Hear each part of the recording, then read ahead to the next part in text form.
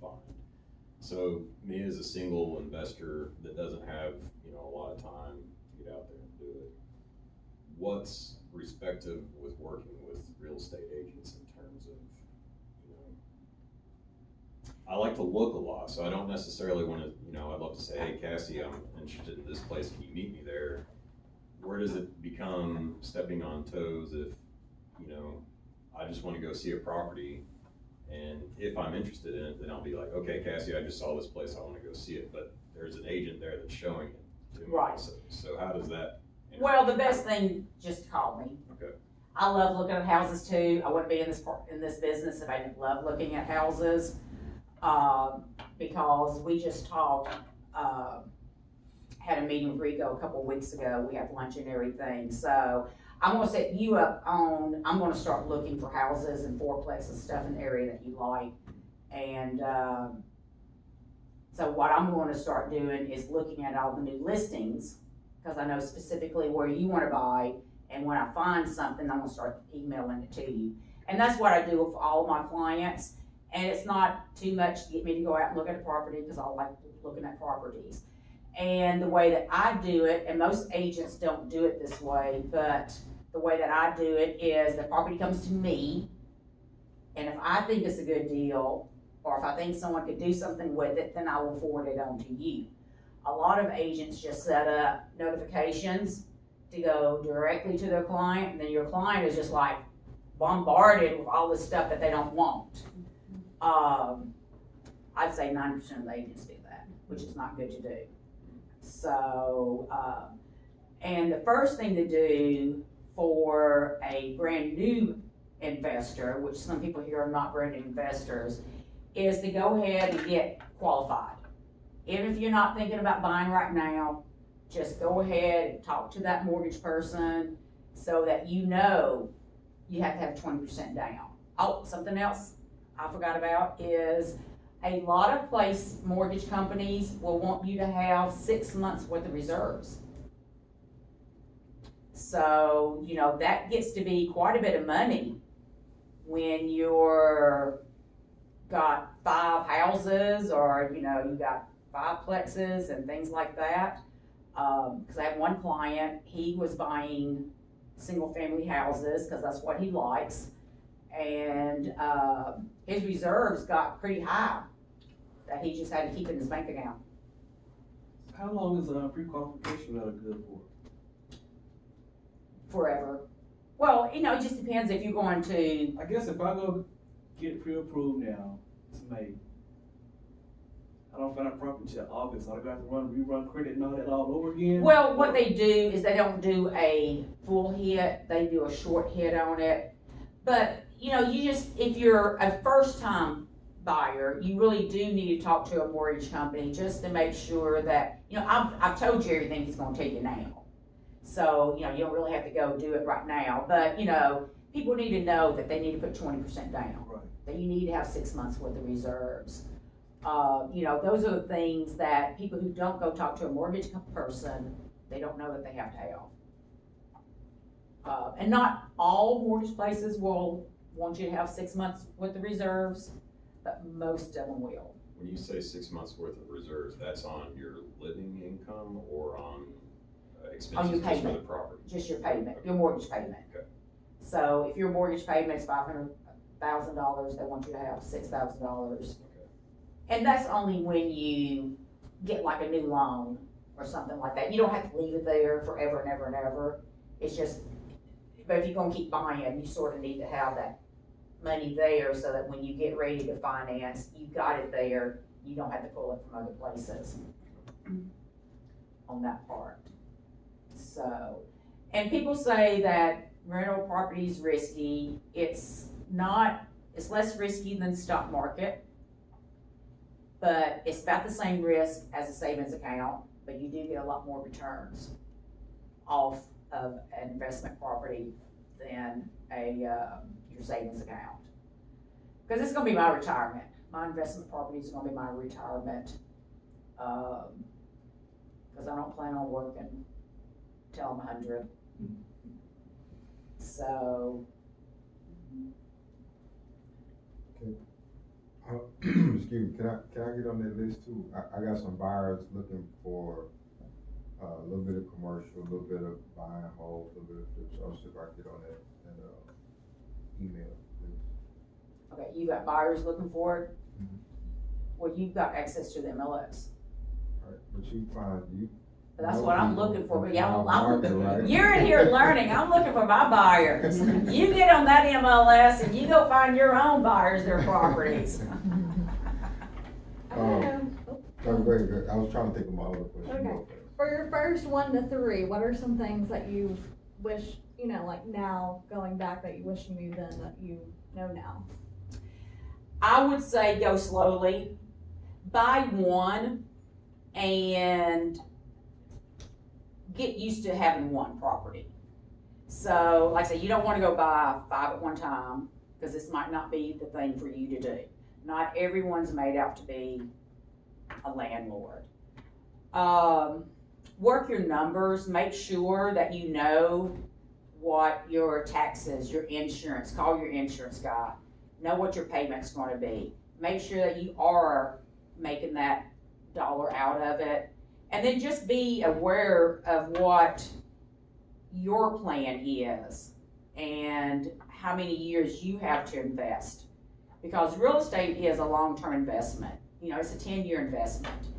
It's not unless you're flipping. Now, if you're flipping, it can be short-term, but most real estate's gonna be long-term investing. Like I said, my first one was my house. I turned it into a rental property, and back then, I was making $300 a month, so $300 a month was added to my income in order to have me qualify for the house that I bought. So they don't do that now. Now, in order to have the income added to your income to qualify for another house, that rental property has to be a rental for a year. For example, I know Jerry just put his house as a rental a couple of months ago. He will have to have that rented out for 1 year before he can add that couple $100 towards, and you'll be amazed. A couple $100 towards your income can help you qualify for a lot. It doesn't seem like it would, but it does help you qualify. How long does it take you to do your taxes every year?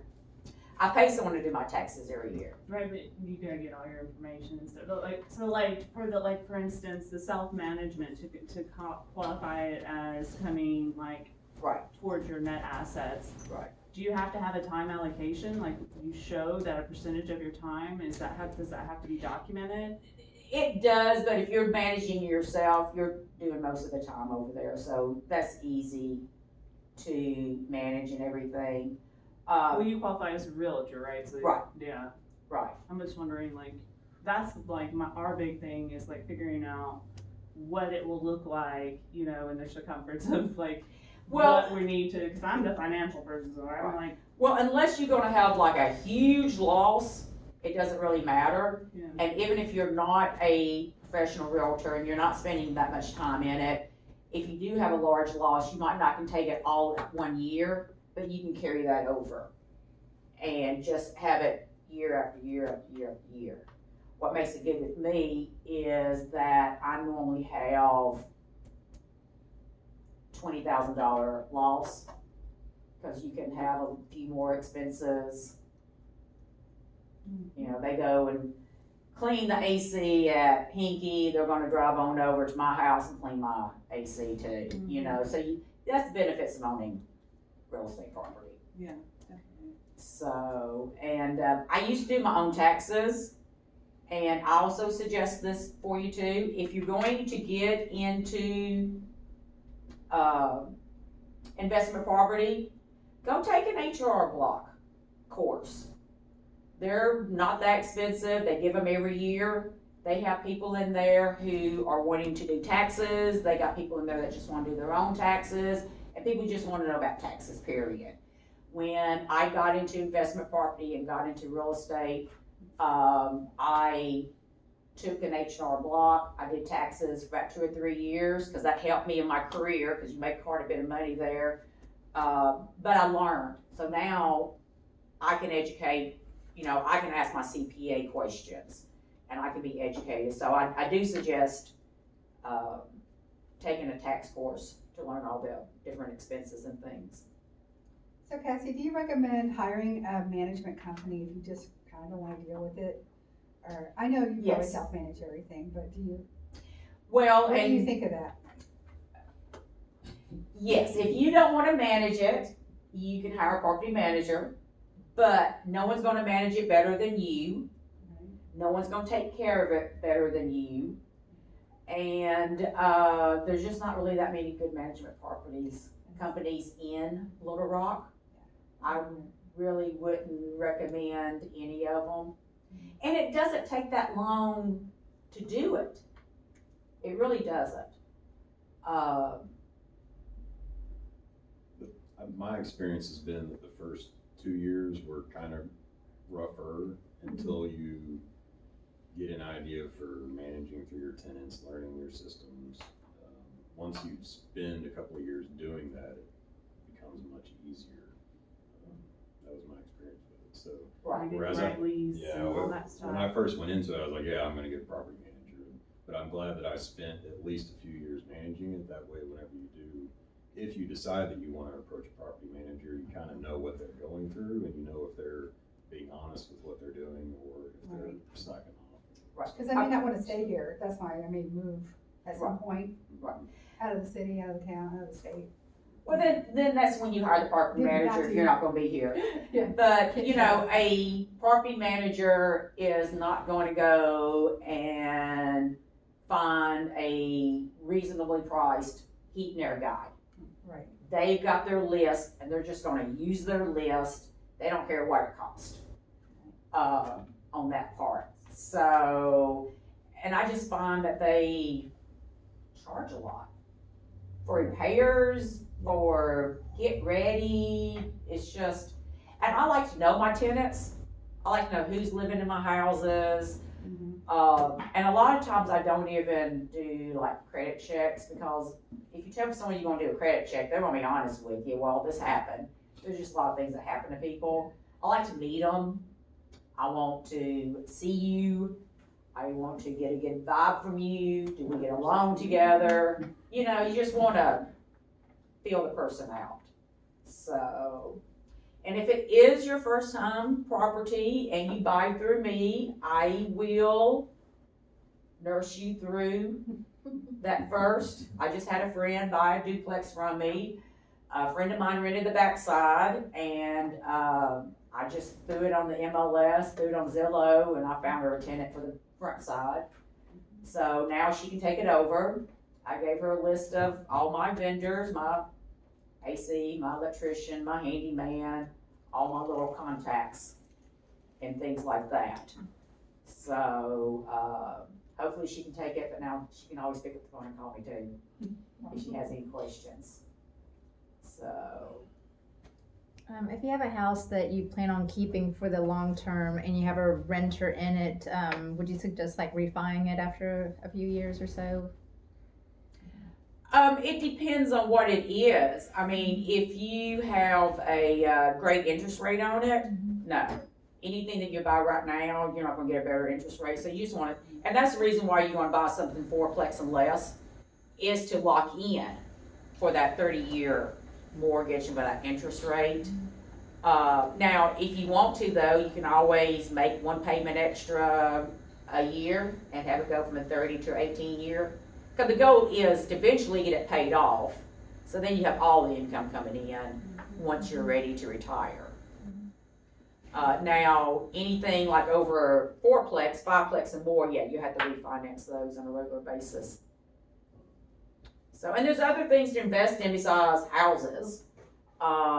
There's retail, there's triple net, that's when a business rents it and they pay all the taxes and insurance and all the upkeep and everything. A lot of people nowadays are, a lot of companies, the way that the taxes have been changed 2 years ago, they don't want a property on their books because it looks bad tax-wise.